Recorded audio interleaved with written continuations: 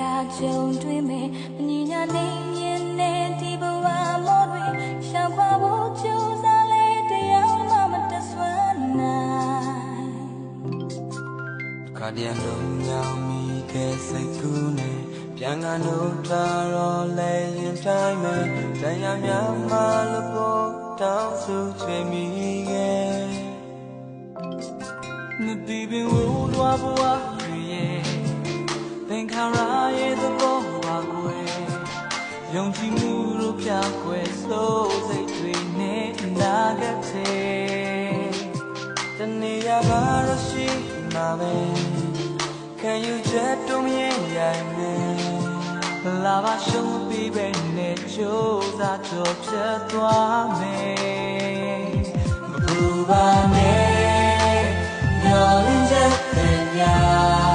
အမြဲပဲကြိုးရင်လို့နေတယ်ပြန်တော့ထားပါပဲအိမ်မဟောင်းရဲ့ကနေမဝင်စေနဲ့ဟိုလာမင်းမဲ့ပြန်ရဲ့